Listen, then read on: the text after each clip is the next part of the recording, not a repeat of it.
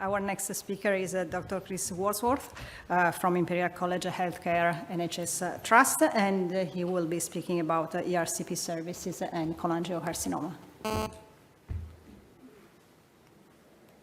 Thank you very much. So I've been asked to talk this year about service innovation rather than sort of technological innovation in ERCP in the last year, and it's quite fortuitous because there's actually been some progress in the last year that's been about 20 years in the making. So I'm going to start by talking over what ERCP is for people that are non-clinicians and explaining the technology and the technique, talking about its purpose in current practice. And then I'm going to talk a little bit more this year about the risks of ERCP, deficiencies in the quality of the services that are offered in the UK particularly, but those can be extrapolated worldwide, perhaps more so in some systems, and some of the drivers for improvement in the systematic arrangements for ERCP in the UK, and some recent progress which actually seems to be happening now.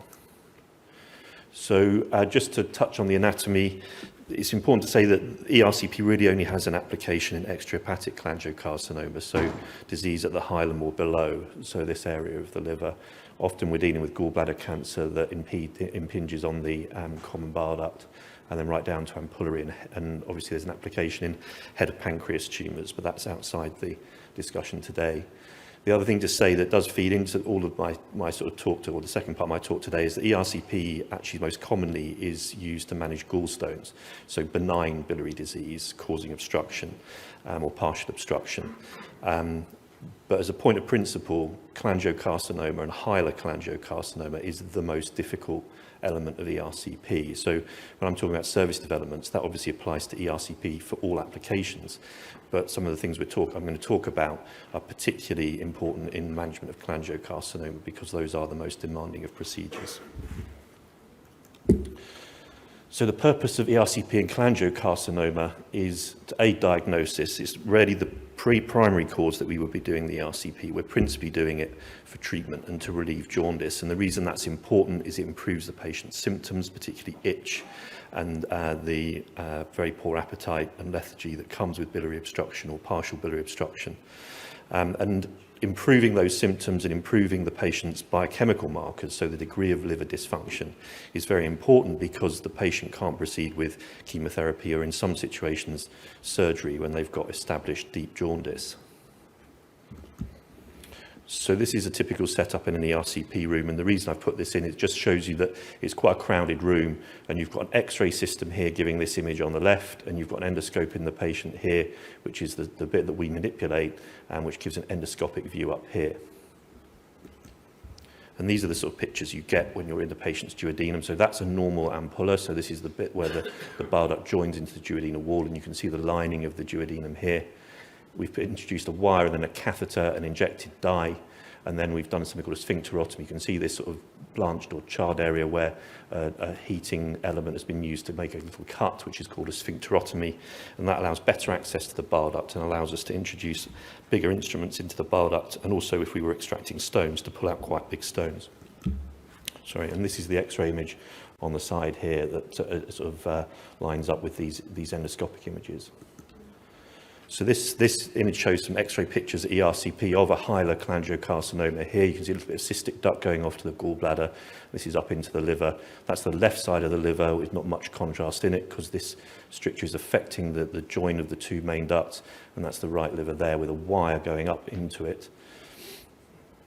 We can brush strictures, and this has already been alluded to in this session. So brush cytology is essentially an old-fashioned, I think almost obsolete technique for trying to make a histopathological diagnosis of cholangiocarcinoma. It's very operator dependent. It's got very, very low sensitivity, somewhere well below 20%, even in expert hands. And it doesn't give the volume of tissue really to permit some of the molecular profiling that has been a topic of discussion for some years now at this meeting. But in terms of relatively recent but simple innovation, being able to do biopsies of the bile duct has come back to the fore, and actually with good technique, you can actually freehand pass much bigger biopsy forceps up the bile duct and take fairly chunky biopsies of strictures with a sensitivity of around 80% in malignant disease, and giving volumes of tissue that are, bountiful compared to cytology, and certainly enough for molecular profiling, and holding tissue in reserve for subsequent analysis. We also now have the option of doing cholangioscopy, and this is where we pass a baby endoscope up the main endoscope over a wire up into the bile duct, and we actually get pictures inside the bile duct. So you can see the system here, the most commonly used system here, attached to a standard ERCP scope. This is the tip of it, and it's like just a mini-me of the main scope, which gets passed up into the bile duct. And you can actually then put instruments down, so you put an instrument through the instrument, and you can get biopsies that way. They are small biopsy forceps, and actually the volume of the tissue you get can be disappointing. But again, because you can target them under direct vision, and I'll show you a picture in a moment, this means you can get sensitivity of around 80% with targeted, 80 to 85% with targeted biopsies and an adequate volume of tissue. So this is how a normal bile duct looks on the inside. That's just a bubble in the top there. And this is how a cholangiocarcinoma looks at cholangioscopy, and you can see lots of new blood vessels, so neovascularization, exophytic tissue, and you can see ulceration. So you don't need to be an ERCPist to tell the difference between normal and abnormal. And you can see this, you can target your biopsies right onto it, and that's what gives a very, very high sensitivity for this, for cholangiocarcinoma at cholangioscopy. But the principal reason for doing an ERCP is to place stents normally, and we can place plastic stents, we can place covered metal stents, which are in the middle, or we can place bare metal stents on the right of that picture. And typically with hilar cholangiocarcinoma, where we've proven on histology, we would place bare metal stents into both the right and left liver. The reason we don't place bare metal stents in the absence of histological confirmation of cholangiocarcinoma is if you put these into patients with benign disease, whether it's PSC or IgG4 disease or other inflammatory conditions of the biliary tree, it is a disaster because those metal stents will not come out, and you might put that into a 40-year-old patient. The stents will become blocked within 6 to 7 months, and you just can't get them out. So that patient then is committed to either having surgery, which they otherwise wouldn't have needed, or having repeated biliary procedures to try and maintain patency of those stents. So in terms of hilar cholangiocarcinoma, this just illustrates the optimal stenting approach. So on the left-hand side is an MRCP picture. The white dilated biliary tree can be seen here. The lower bile duct here is the white non-dilated line, and in the middle here is a cholangiocarcinoma at the hilum. This is what it looks like in the duodenum when we finish the job, with 2 nice stents extending all the way from the duodenum up into right and left liver, and that's how that picture looks at the end on the X-ray image that we get. So complications of ERCP are not trivial, so they occur relatively frequently, and when they happen they can be life-threatening. So this is not a procedure that is undertaken or should be undertaken lightly, and I'll come on in a minute to some of the appropriate and inappropriate indications for ERCP in the UK. But the bleeding risk, significant bleeding risk, is around 1%. And when I say significant, that means that the patient would need a prolonged admission, so might need to stay more than 1 night after their procedure, would have to receive a blood transfusion or undergo further procedures, whether radiological, endoscopic, or even surgery in the worst case scenario, because of that bleeding. The perforation, so making a hole that you didn't want to make anywhere in the upper gut, is around 0.5%, and the pancreatitis risk is between 5 and 8%, and historically we've underestimated that. It's always been quoted at 4 to 5%, and actually it's nearer 5 to 8% if you actually look for it. And again, I'll touch on that in a minute when I talk about quality systems. Infection is a non-trivial complication of ERCP. It's very common. In stone disease, if you do a good job and you clear the stones, it's extremely rare, unless you push contrast into the gallbladder, in which case sepsis after procedure can occur. But in hilar cholangiocarcinoma, it is a particularly difficult situation to deal with. This is because if the tumour extends up into the hilum and up into the liver beyond the hilum, you can get segments of liver where you've injected contrast, which by definition will be contaminated with bacteria, up into the liver, and unless you get a stent into that area that you've filled, the patient will invariably get post-procedural sepsis. So good technique, stenting areas, only filling areas you plan to stent, and stenting any areas that you fill, and giving the patient antibiotics during and for a period of time after the procedure is very, very important. And pain post-procedure, particularly if you put stents into a tight stricture, is very common. And that should be explained to the patient before the procedure, so they're prepared, and the nurses on the ward should be aware of that and able to give the patient strong painkillers post-procedure. So there's not a huge body of science behind this, but if you look at what drives complaints from patients, what you get in feedback questionnaires, and you get, if you discuss with patients their experience of ERCP, these are some of the areas of priority for our patients. And what patients want, particularly if there's a definitive or a possible diagnosis of cancer, is they want rapid access to the full range of best treatments. I think that's what we'd all want. And sometimes patients don't get that. And we'll talk about some of those factors that cause that in a moment. Patients really want to be well informed about a procedure before consenting to it. And as I've already talked about, ERCP is a relatively high stakes. It's not having a blood test done. It's got some major complications, potential complications, that the patient want and should know about ahead of the day of procedure to have a valid consent process. Patients are worried about comfort during the procedure, and they also complain when they have a deeply unpleasant procedure, and that's something that over the years has just been sort of pushed to one side and not really thought about very much. And I'm pleased to say that's now at the fore of developments in services of ERCP services around the country. Patients prefer to avoid multiple procedures. Obviously, if it's necessary, most people will submit to it, but if you can have something done in one sitting rather than 3, that is the patient's preference, unsurprisingly, and minimising complications. Again, no surprises there. Another important thing is the communication and the system, the communication between different parts of the system. And a very, very frequent frustration that patients express to us is when a referring hospital doesn't communicate all the information to us, or equally we don't communicate well with the referring hospital about the outcome of a procedure and the subsequent step of that patient's journey. And getting those things ironed out is very, very important to efficient treatment and also patient satisfaction. And this just leads on to this definition of success. Historically, we and our fellows, we've got the wire into the liver, we've got a stent into the liver, that's a successful procedure. But the patient may have a very, very different perspective on that. And if they've had a miserable wait for the procedure, if it was a traumatic procedure, and if they get a bad infection afterwards and the stent's in the wrong place or inadequate, then that isn't a successful procedure. And that sort of discrepancy between the clinician-defined success and patient-defined success is something that we're trying to address. So there's lots of potential inequalities in access to ERCP services, and I've listed some of these here, and I'll just touch on some of them. I'm not going to labour the point, but equity of access. So that's timeliness of the procedure, the expertise of the team doing it, and that's not just the person holding endoscope, it's the nurses in the room, and it's the backup support from other services in the hospital. So the histopathologist, the anaesthetist, if you're using an anaesthetist, the radiological backup if something goes wrong or it's an unsuccessful procedure, and your surgical backup and your MDT backup in terms of decision making and making sure that your procedures are done appropriately and to a high standard.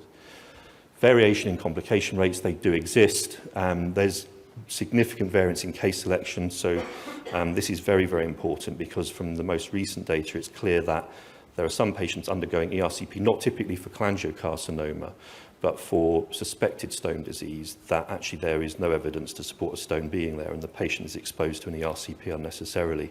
And that varies massively from some units, from around 3% of non-therapeutic procedures up to around 25%. So that's an area of significant variation.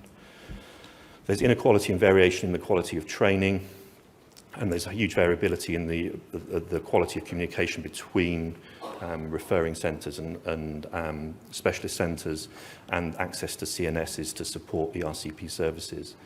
But the difficulty with this area is that hard data really is very hard to find and collect, and some KPIs are hard to define and measure. And it starts to get a little bit complicated, but you'd think it'd be very, very easy to set a KPI for ERCP, which is that you do a successful procedure and you don't cause a complication. And you have a you have a 100% success rate at getting in and putting a stent in the right place.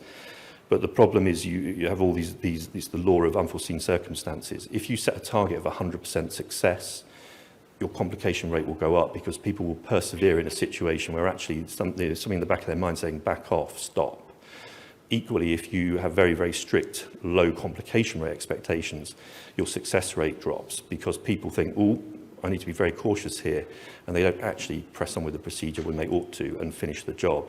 So that's a very facile way of illustrating it, but setting KPIs for ERCP is harder, say, than setting KPIs for colonoscopy, where the potential risks are much lower, and it's easier to define KPIs and measure them. So this is why I think it's in part why it's taken so long to reach any sort of consensus around standards, and we're still not there.